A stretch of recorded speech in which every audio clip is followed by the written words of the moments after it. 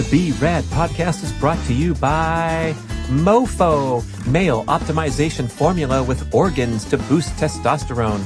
B.rad's macadamia masterpiece, mind-blowing nut butter blend, now offered on Amazon.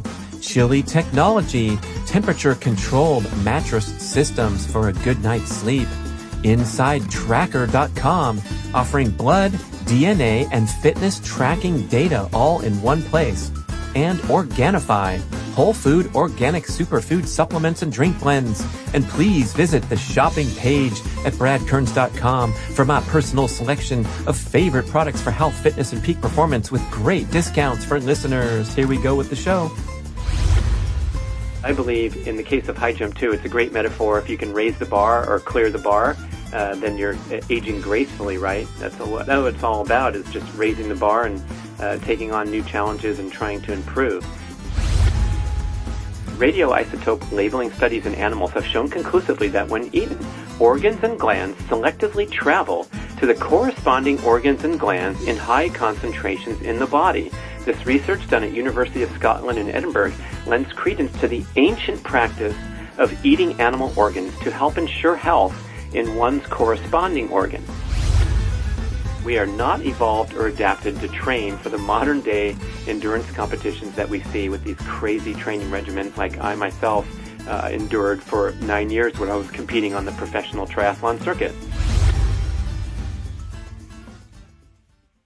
Hey, B.rad podcast listener. Thank you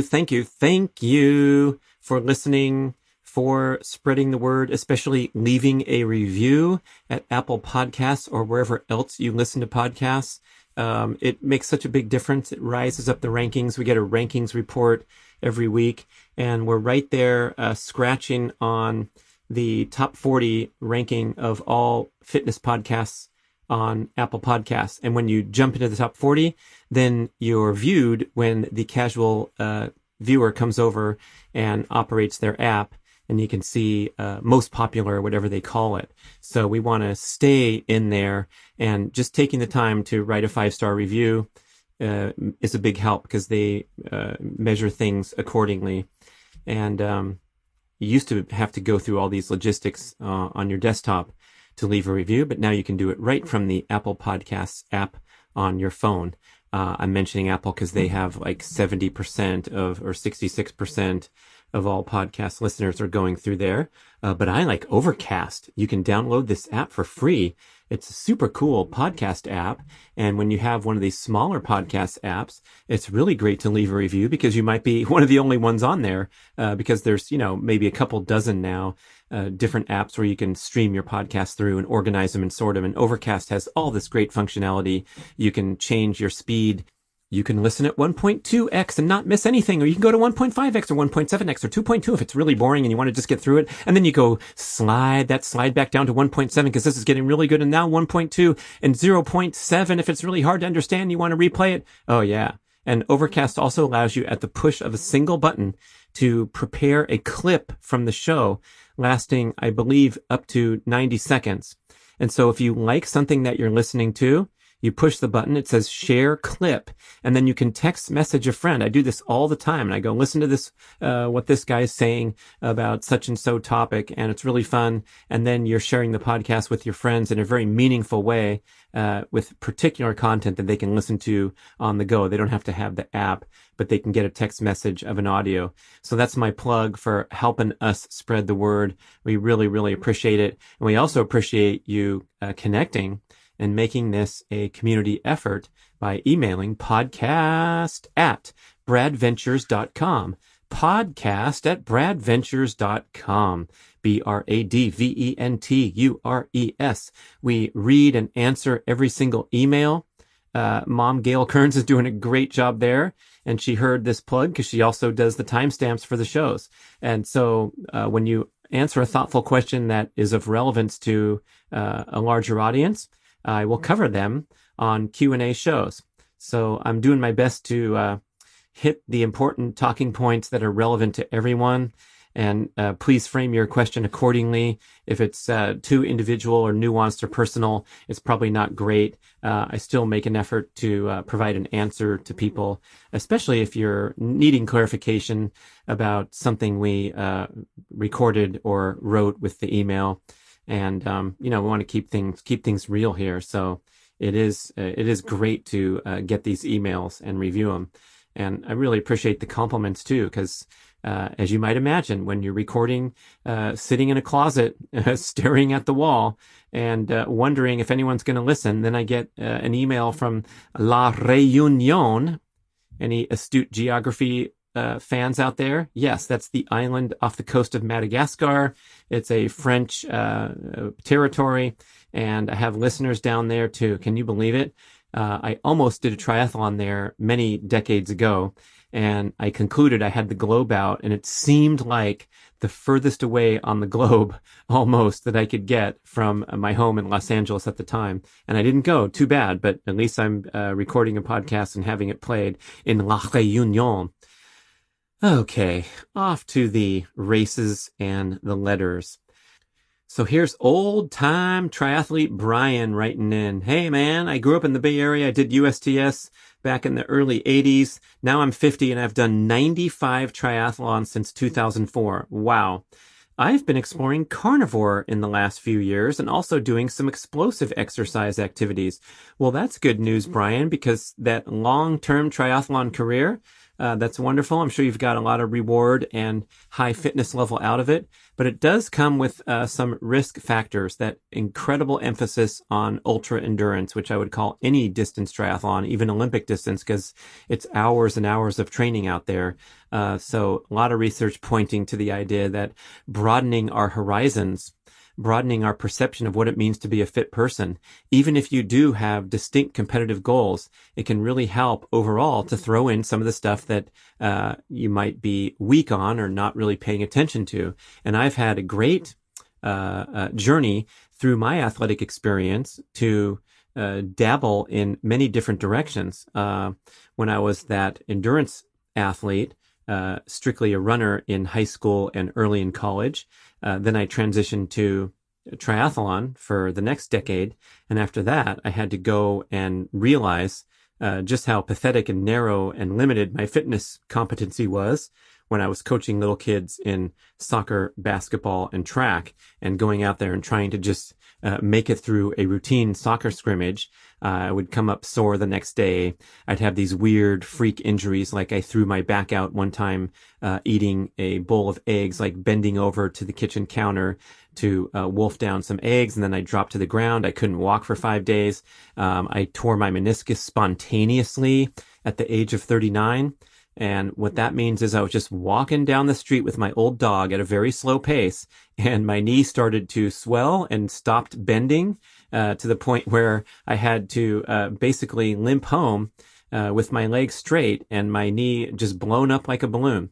So obviously I didn't do it on that walk, but whatever I was doing with my fitness pursuits, which was mainly pedaling a bicycle up hills, maybe once or twice a week, and going jogging on a couple other days a week.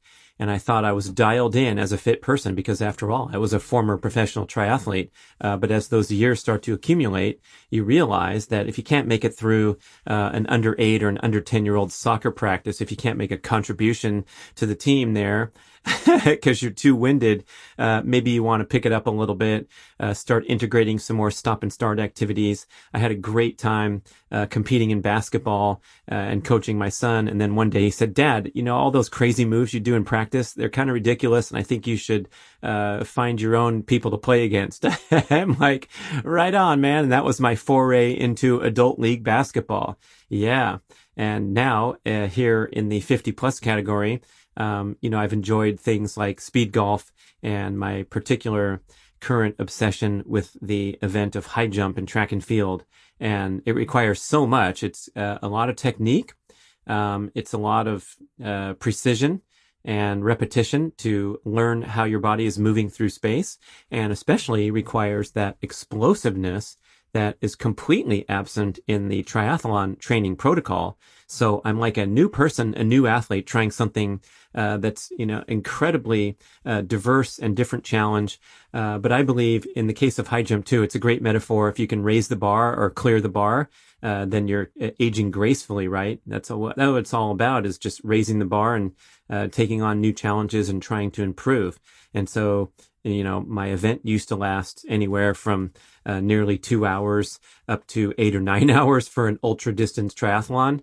And now, honestly, my run up lasts 3 or 4 seconds and I'm 1 second in the air. And so all my training is predicated to that main goal of getting over that bar. So I'm now training for a 1 second event. And I argue, to my great overall fitness, health, and longevity benefit versus doing the hours and hours of pedaling. There's great research on here from folks like Dr. James O'Keefe. He has a TED Talk called Run for Your Life, but not too far and at a slow pace. Dr. Doug McGuff's great book, which I'm sorry I'm recommending it 5 or 6 or 8 years after it's been published, but it really is awesome. And I just found it. It's called Body by Science. And a lot of research is pointing to the idea that these brief, explosive physical efforts where you're near all out, where you're swinging the kettlebell for 15 seconds until you're just burning, or you're doing a series of sprints like I like to do on the athletic field. And you can see me on Instagram and on YouTube talking you through sprint workouts and jumping workouts and skipping workouts and things of that nature. This stuff is where you have the solid gold for longevity, health, immune function, body composition. All the benefits are predicated on pushing yourself to maximum limit once in a while. Not every day, of course, and a little goes a long way because the workouts are very strenuous. And I've also talked about how it's easy to overdo it, especially in my age group. I have so much fun out there. I'm excited. I'm pumped. I get to the track. I go through my drills. I'm feeling good. I'm warmed up. I want to perfect that high jump approach. So instead of doing 10 full speed approaches, I'll do 21 or 19. And that's probably 5 or 6 or 7 too many. And then the next day I'll kind of be paying for it. I'll feel some lingering fatigue. I might have sore calf muscles that last for a couple days. And so right now I'm working on, and my message here is that go out there, push yourself, do the explosive efforts, but leave a little in the tank, dial things back a little bit, and live to see another day so you can be more consistent over the course of a year with these high intensity workouts that should be an integral part of your schedule. There's a great YouTube highlights video, I think prepared by the Joe Rogan camp. So if you search, and we'll have this in the show notes too, but if you search YouTube for Joe Rogan, Firas Zahabi, Don't Get Sore. And Firas Zahabi is a noted MMA trainer, Firas Zahabi. See, Mom, I did the work for you there. But if you find this video, it's like a 10-minute highlight clip with great production value. And he talks about how he doesn't really want his elite fighting athletes to come up sore due to their workout regimen. Because if they're sore, then they have to rest, recover, and they miss out. Whereas if they just left a little in the tank at each workout, then they can build steadily over time without the interruption caused by muscle damage and fatigue and hormone imbalances that result from a chronic approach to training. So that's a really cool message I'm trying to honor and do my best to just back off a bit and do these kind of 3/4 or 80% workouts where I'm not spent at the end. And hey, it's hard to know. You got to really monitor these things, take notes, maybe keep a training journal. I train almost all the time by myself with regard to my sprinting and jumping workouts. And I remember last year taking my super athletic 23-year-old college athletic son out there. And I said, hey, you want to do my little jump sequence? He said, sure. Yeah. Okay. Here's what we do. We do 10 of these and 12 of those. And then I went over and I said, hey, I'm just going to do some more high jump approaches before we leave. And we were walking to the car and he's like, Dad, you're 55 years old. The workout was pretty hard for me. And then you're out doing more jumping at the end. It's too much. And he was right. And those are the times when I'm having that prolonged recovery periods that are unnecessary, especially if you're not in your youthful prime or an elite athlete training for the Olympics. And there's some of the research on the cellular and muscular damage caused by overtraining or excessive workout load. And they found that genetically, the elite athletes, the guys and gals who have risen to the top, are more resilient than the average fitness enthusiast. Imagine that. So in other words, when Wade van Niekerk, the great Olympic champion from South Africa, world record holder in the 400 meters, when he does a brutal training workout and wakes up the next day and feels kind of crappy and he really pushed himself too hard, and so he has to take it easy for a while, his state of recovery, his state of physical damage is less than the average person who's just trying to do right by their personal trainer or show up at class and, punch their card for the boot camp class. So you have less margin for error if you're a mere mortal, and overtraining a bit here and there has much more damaging effects than even the superstars that you see on TV. So tone it down is the main message here. And that was Brian's note that threw me onto one of my epic tirades, asides, monologues. So that's why I love you guys writing in. Anyway, Brian didn't have a question. He was just celebrating his long history in triathlon and sharing that he's broadened his fitness pursuits. He says his dad's 79 and his dad's going to go out there and do some triathlons too. So that's super awesome. And then we go to Rick Mueller. And he says, Brad, I enjoy your work since I found you with the Keto Reset Diet. Thanks for reading, man. And yeah, that was a New York Times bestseller back in 2017. Seems like a long time ago. And it was the #1 overall best-selling book on Amazon for 2 days. We were beating out people like the President of the United States memoir and the latest greatest from John Grisham or James Patterson. So that was really cool to see the keto movement take off and be embraced. And of course, it's still widely embraced and very popular.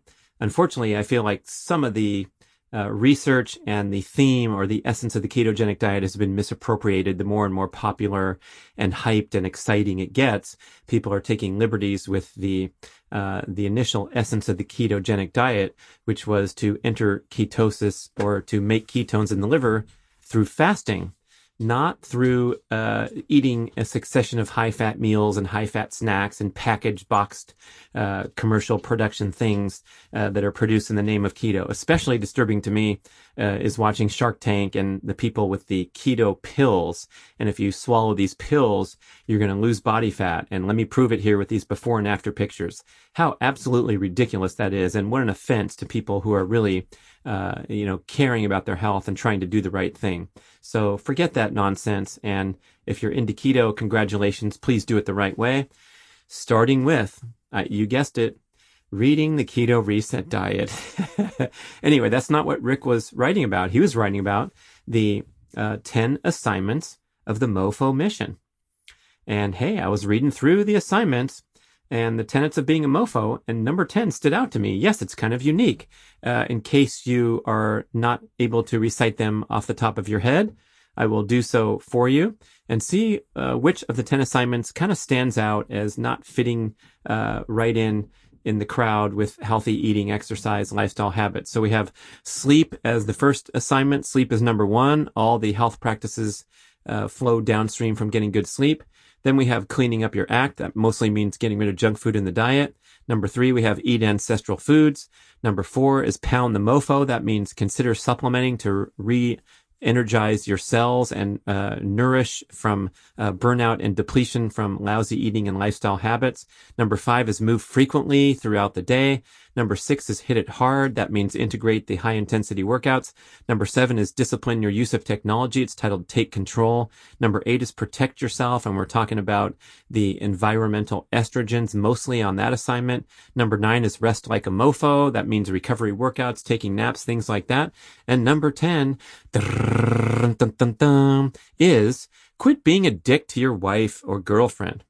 And that is honoring John Gray's work, the #1 best-selling relationship author of all time, with his books Men Are From Mars, Women Are From Venus franchise.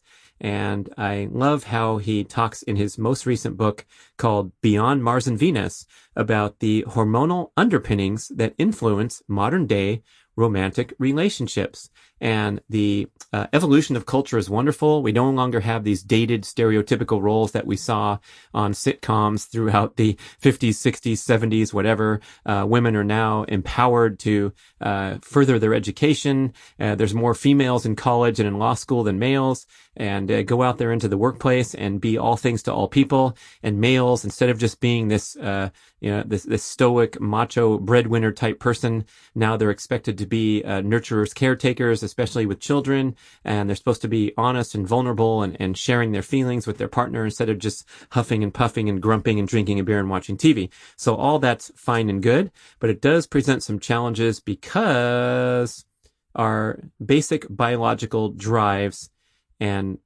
dispositions are still the same, wired in from 2.5 million years of evolution.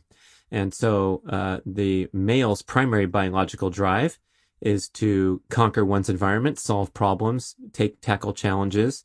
It's not to be a nurturer, caretaker, and sharing feelings and getting into long, protracted discussions about emotions and daily interactions and dynamics. And so what happens is when you kind of drift from your primary biological drives and your primary behavior patterns that are you're programmed inside you, and you drift into being the person that's sitting on the couch and asked to elicit one's emotions and feelings and things of that nature, or field a litany of complaints and nitpicks from your partner, it's going to challenge those primary biological drives, and it's going to throw you off and make you feel disturbed. The modern word they use is triggered, right?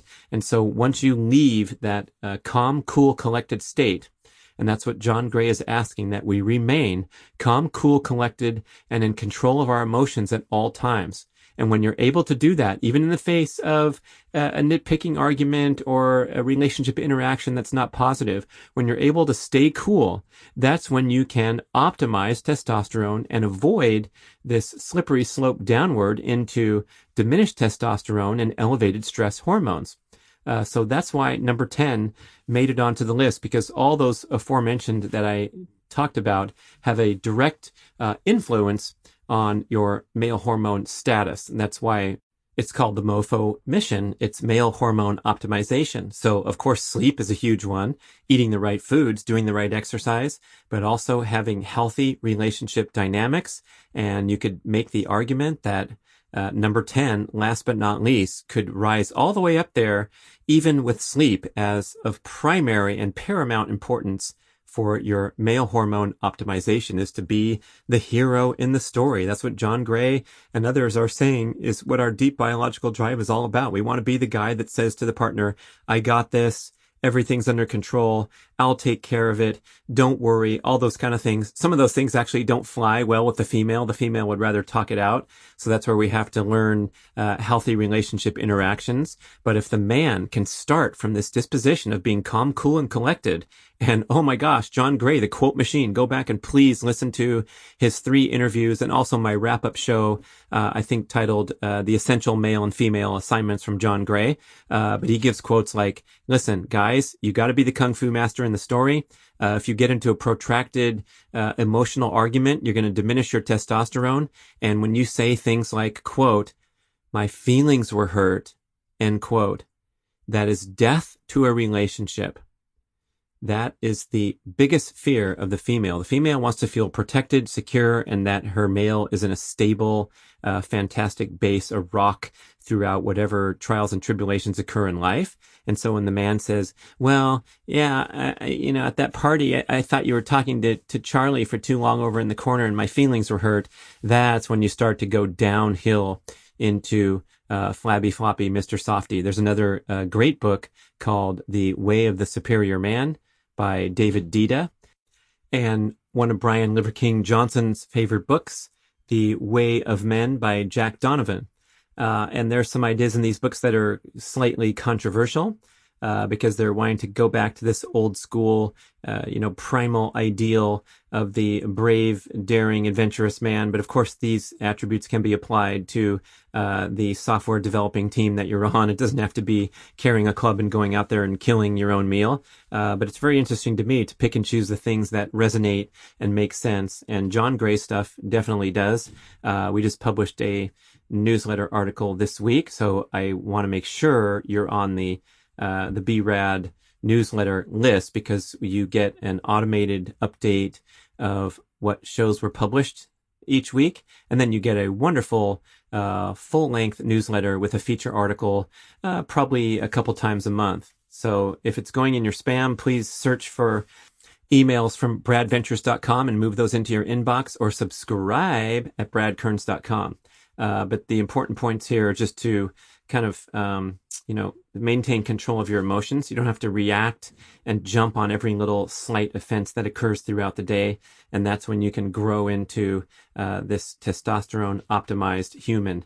And that, just to keep the show moving forward, is a nice, thoughtful answer to Rick Mueller's question about why was assignment number 10? How did that make the list?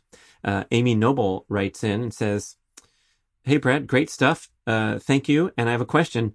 What if you do a long run or a long workout at your maximum aerobic heart rate? Is this bad?" And I think the question is coming from this idea that I'm hammering home, saying that prolonged over-distance training, especially in excess, can be unhealthy, and we need to really focus and prioritize on these brief explosive efforts. But here's the thing. The long-distance cardiovascular exercise at a comfortable heart rate is super healthy. And there's few things healthier than, let's say, spending the summer and hiking the John Muir Trail in the Sierra Nevadas, or hiking the Appalachian Trail, right? If you're out there every day in the sunshine, fresh air, one foot in front of the other, experiencing nature, appreciating nature, that's hard to beat. It's certainly superior to being locked in a box staring at a screen. But to put more context to the question, when you're doing a pattern of these over distance workouts at slightly to significantly too elevated of a heart rate, it becomes a stressful event and a stressful lifestyle. Research recently communicated on a great new podcast called the Huberman Lab podcast by Stanford neuroscientist Dr. Andrew Huberman. He's talking about this 75-minute mark as an important checkpoint. So if you're doing a somewhat vigorous, strenuous workout and it extends beyond the 75-minute mark, you start to chronically overproduce or overstimulate fight or flight response and put cortisol pumping through your bloodstream to allow you to continue such a long duration workout. And this suppresses the adaptive hormone spike that is so desirable when we do brief, intense, explosive exercise. So you're going to blunt testosterone, human growth hormone. You're going to suppress immune function, especially if you do these types of runs routinely. So I'm going to contend that it's a really bad deal to go out there and do a long run every Sunday with a pack of people that are faster and fitter than you, to the extent that you're significantly exceeding your maximum aerobic heart rate, and you're performing a very stressful act to the body. And I know we have great best-selling books like Born to Run, and this notion that we see a lot in headline articles that humans were born to run and adapted to run, and that's why we have our evolutionary hunting advantage. And the truth is, yes, indeed, we are wonderful endurance creatures. We have the best endurance of any creatures on the planet. We can stand upright. We can sweat. We have all these adaptations that we evolved to be really good at. But we're born to do it once in a while in life or death circumstances that our hunter-gatherer ancestors faced, basically. So they would go and hunt a beast. They'd do what's called a persistence hunt, where they would wear the animals down until they became exhausted or overheated, and then they would get their kill and bring it back to camp. But we are not evolved or adapted to train for the modern day endurance competitions that we see with these crazy training regimens, like I myself endured for 9 years when I was competing on the professional triathlon circuit. That is pure modern folly. It is not aligned with evolutionary expectations or genetic expectations for health. And in many cases and many examples, it can come at mild to significant compromise to your health. Dr. Tommy Wood, one of my favorite podcast guests, one of the smartest guys out there. And you can find him easily on the internet and see what he's up to and what he has to say.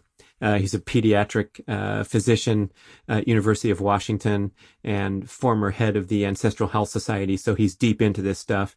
And he makes this contention that today's modern day endurance athlete performs more physical work than any human who's ever lived. And it's vastly in excess of what's necessary to survive.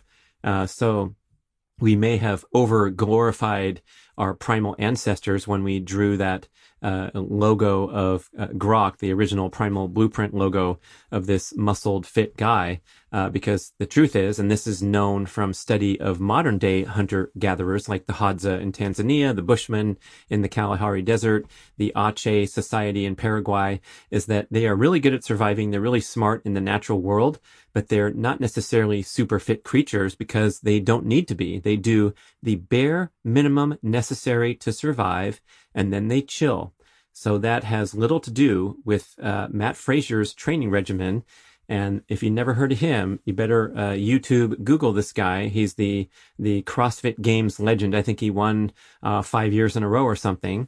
And my main man, Dude Spellings, former podcast guest, he sent me a little text after Matt Fraser won his last consecutive CrossFit Games. And he says, Matt Fraser is the fittest human who's ever lived on Earth. Care to have any objection to that? And I'm like, that's a pretty good statement right there, man. And I'm defining fit here as, being able to perform these extreme challenges that they serve up at the CrossFit Games, because there's some pretty awesome athletes in the NFL and at track and field at the Olympics or swimming or whatever sport you like, but it's not that complete emphasis on actual human energy expenditure, calorie expenditure to the extreme of what guys like Matt Fraser and his ilk can do at the CrossFit Games. It's absolutely stunning.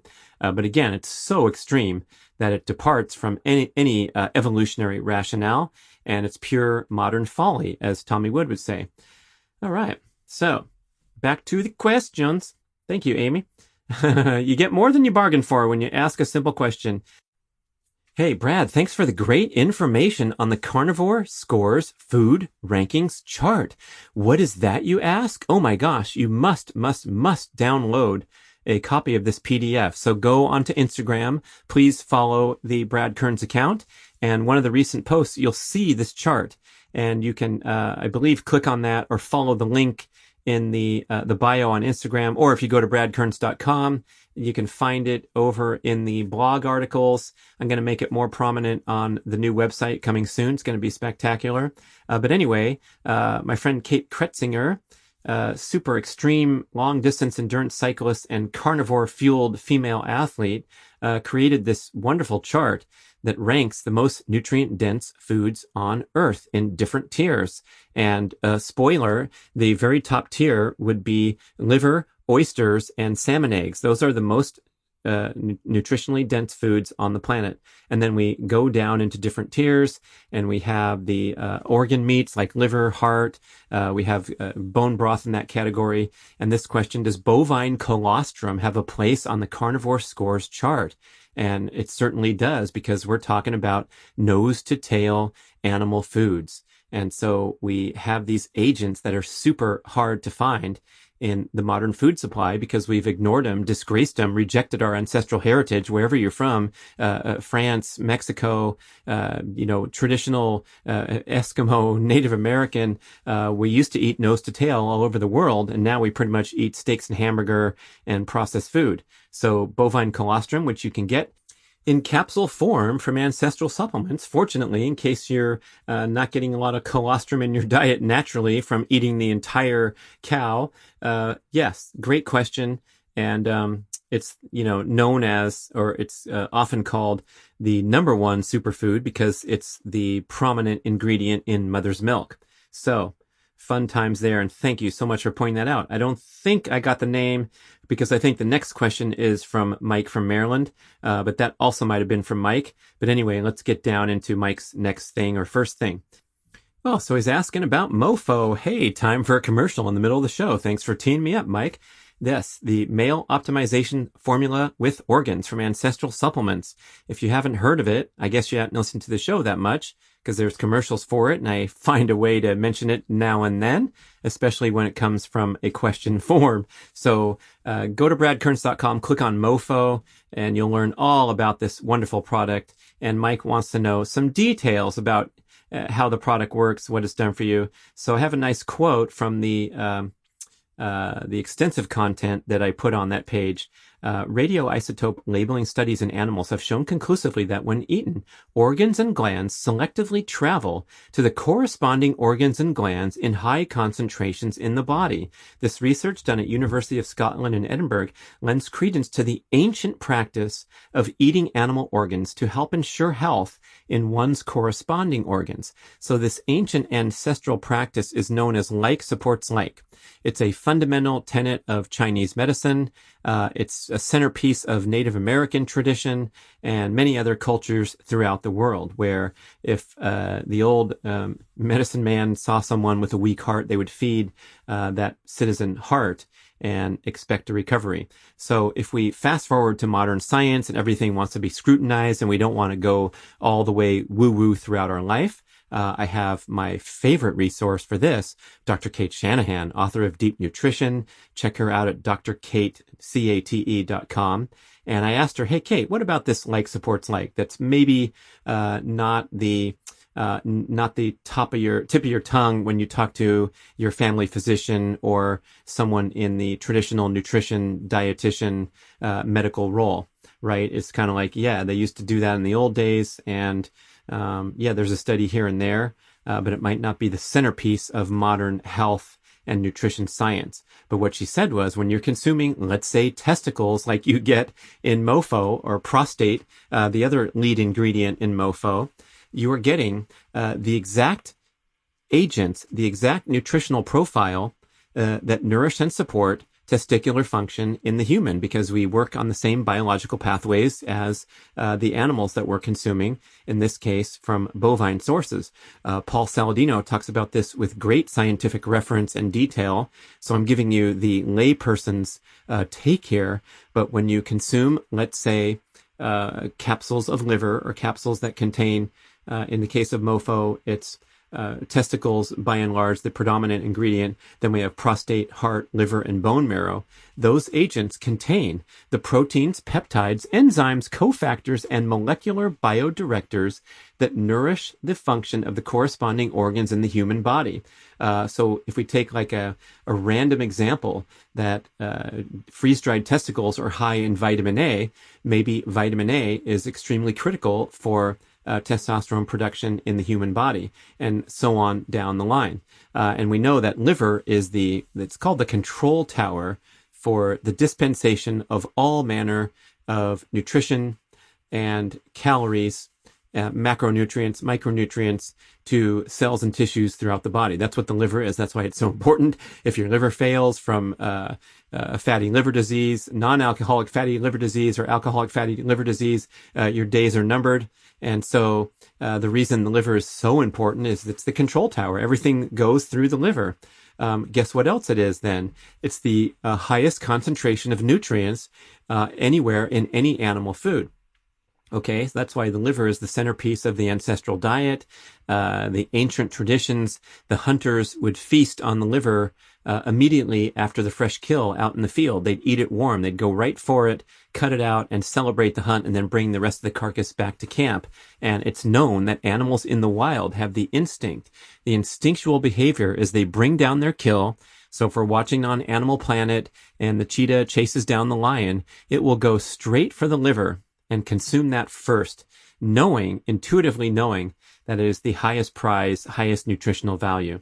So there is plenty of scientific support for this from buttoned down, hard and fast medical researchers, and that's the world that Dr. Kate travels in. And she also has a wonderful blending of her ancestral wisdom, and her book, Deep Nutrition, pretty much pulls it together as good as you'll see from any other book.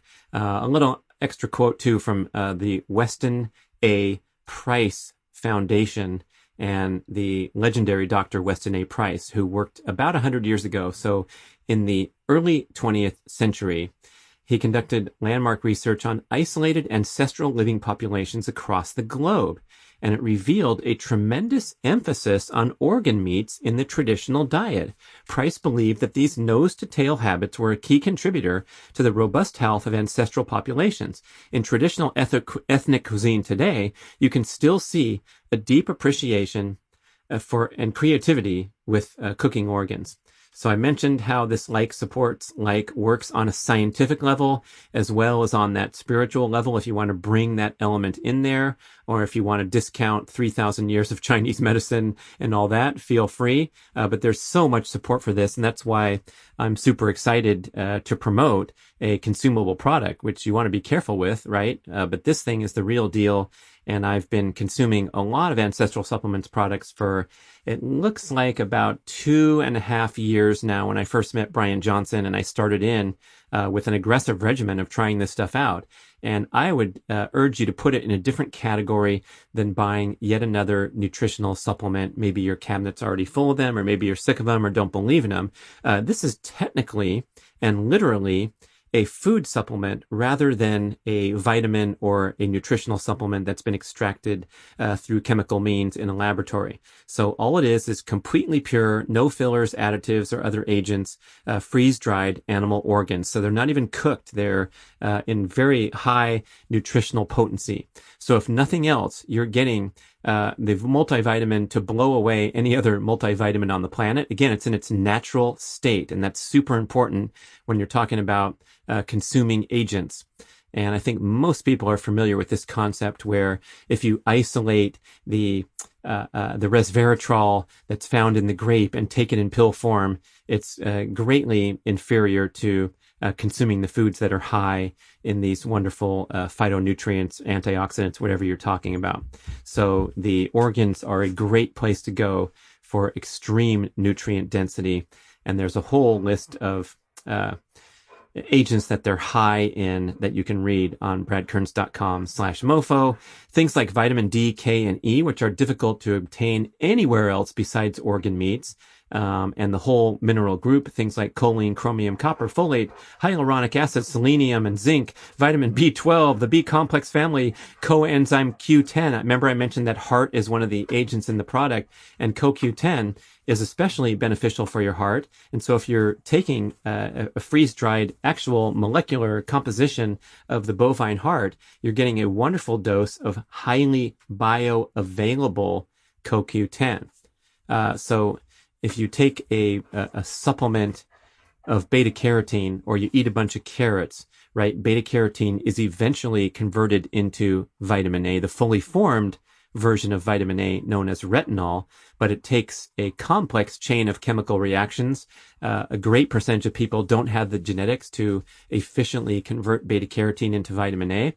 So some of these supplements are quite likely a waste of time and useless. Some of them can be actually negative if they're processed with a bunch of outside agents. But in that beta carotene example, and again, Saladino pushes this point home really well, that, you're doing a 21 times more complex chemical reaction than just consuming straight vitamin A in its fully formed state, which is liver offers by far the highest level of vitamin A of any other food. And that's a super important hormone vitamin for all kinds of things, especially cell repair, immune support, and testosterone. Okay. That was a big load there, people. Thank you for listening. Hope you got a lot of value out of it. And keep the emails coming. podcast@bradventures.com. I got plenty more to cover, so we will get right back into it at a future show. Thank you for listening to the show. I love sharing the experience with you and greatly appreciate your support. Please email podcast@bradventures.com with feedback, suggestions, and questions for the Q&A shows. Subscribe to our email list at bradkearns.com for a weekly blast about the published episodes and a wonderful bi-monthly newsletter edition with informative articles and practical tips for all aspects of healthy living. You can also download several awesome free ebooks when you subscribe to the email list. And if you could go to the trouble to leave a 5 or 5-star review with Apple Podcasts or wherever else you listen to the shows, that would be super incredibly awesome. It helps raise the profile of the B.rad podcast and attract new listeners. And did you know that you can share a show with a friend or loved one by just hitting a few buttons in your player and firing off a text message? My awesome podcast player called Overcast allows you to actually record a soundbite excerpt from the episode you're listening to and fire it off with a quick text message. Thank you so much for spreading the word. And remember, be rad.